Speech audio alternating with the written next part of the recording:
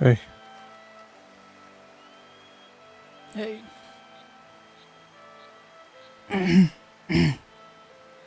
What's going on?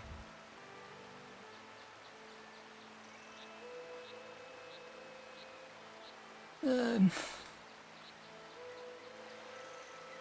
don't know, man.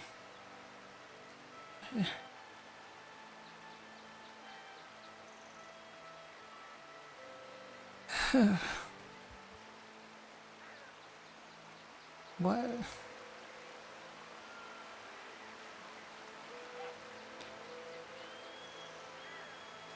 Why is life so unforgiving sometimes? First my father, and then my mom. And then... What the fuck is that?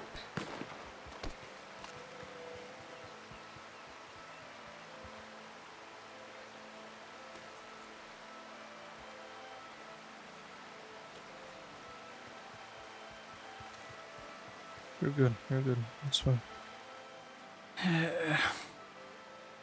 Wallace dies. My first friend in state. Mine too. I don't know how to move on, man.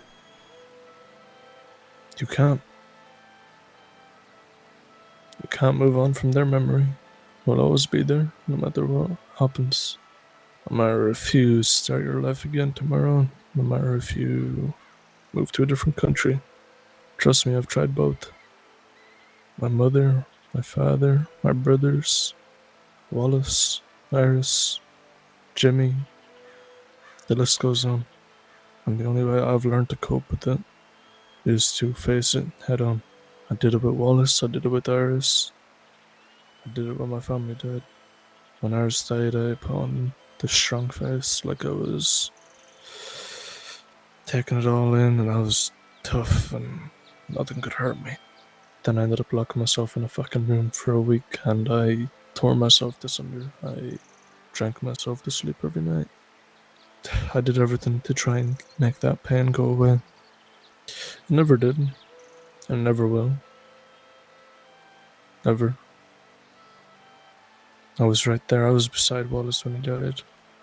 I remember me and him riding towards Valentine and him saying, oh, it's fine. It's just my stitches. It's fine. And it wasn't fine. I was riding with Iris when she rode ahead and she died. I watched it happen and I'll never forgive myself for that, ever. There's no easy way to deal with the pain of losing someone. There's no easy way about it.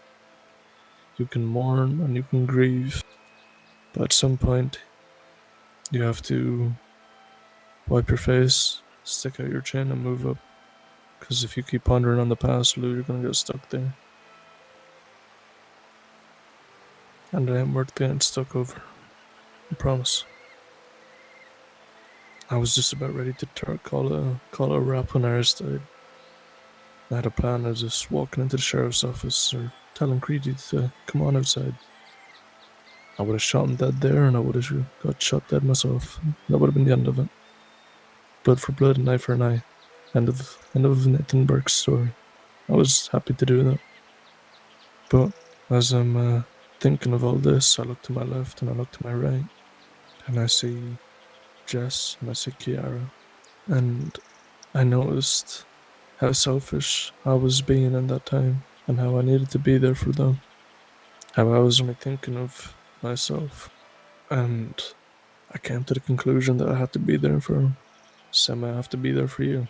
Same way Boone has to be there for me, or same way Boone has to be there for you. We all have each other's backs, we all have each other's loyalty and trust. That's what makes us different, Lou. You know, before, I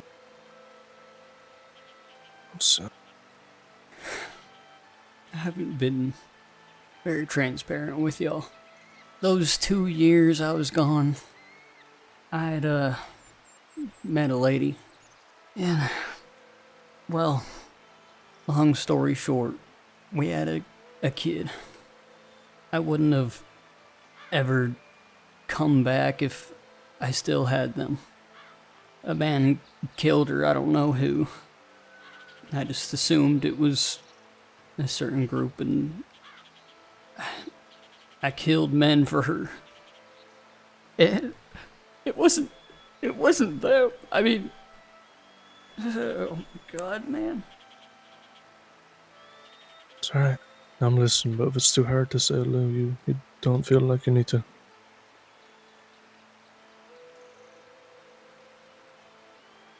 Oh my god.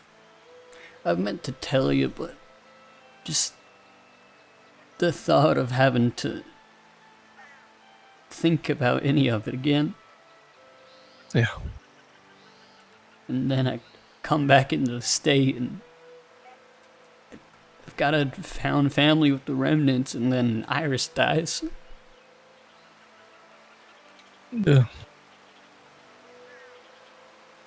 The world is a cruel, cruel fucking place, Louis. An unforgiving one. And all I could think about when she passed was one of the final days we spent together up on Mount Shan. Do you know what I said to her? I was telling her how you had went home and, there was ranches down there of good people. And because she was real stressed at the time, there was a lot going on. And I offered to leave state with her. Me and her and Jess and Kiara if they wanted to come. And I was gonna, if she wanted to do it, I was gonna speak to you about it if you knew somewhere to go or somewhere we could have some peace. And at the moment, or the night she died, when I went to the bedroom that night, all I could think about was one of the first days when she got with Sisika. We were talking about baby names and what we'd name our kids. And the world took that from me. Same way it took what you lost from you. Same way it took Boone's brother and his sister. Same way it took Jessica's mother and uncle. Same way it took Wallace from both of us. This place is hell, Louis. It always will be. I knew that from the moment I came back from Ireland when I seen what they'd done to my family. I knew I couldn't be weak. I knew I couldn't show a weak face. Not anymore. I guess that's where I slowly became a criminal, I guess. Because I decided to fight for what I believed in, and fight for those I love, and fight to protect those that I would happily die for. There ain't nothing I can say, Louis, to make that pain easier. It's a pain I feel. You know I feel it. There's no pain like losing your spouse. I can be here for you though, try and lighten the weight of it. I just know my words don't heal you, I know that much. Sure, I can give you advice on how to move forward, and my advice is to never let that go. Never forget what the cruel world took from you, 'cause I sure as shit won't. This world has a cruel, cruel way of playing fucking tricks on us, Lou, making us think that things are getting better. And the more than likely ain't. I mean, shit. That's just how it is. What was her name? Yeah, Summer. Summer? Mm-hmm. That's no. It's gonna be okay, Lou. And if it ain't alright, there's gonna be a lot of people getting hurt. And it won't be us.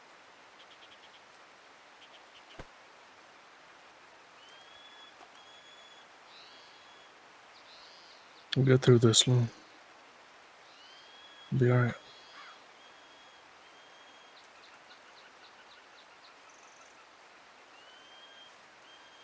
Thank you. Of course. Now, why don't we put these balls to use and leave them as a memorial for Wallace? I figured it might be good.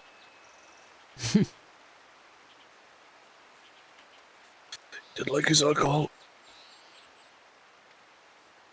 Kid's down here, and if she asks, you just don't have to tell her nothing. Mm-hmm. And if you do want to, you can just tell her it was Wallace, and I ain't gonna say nothing. Thank you. Of course. How do we get down without Do you not remember Mr. getting Olson? You're going the hurt? wrong way. Yeah. Do you not remember Mr. Olson slipping with the coffin at Wallace's funeral? Yeah, the... And me. Fuck.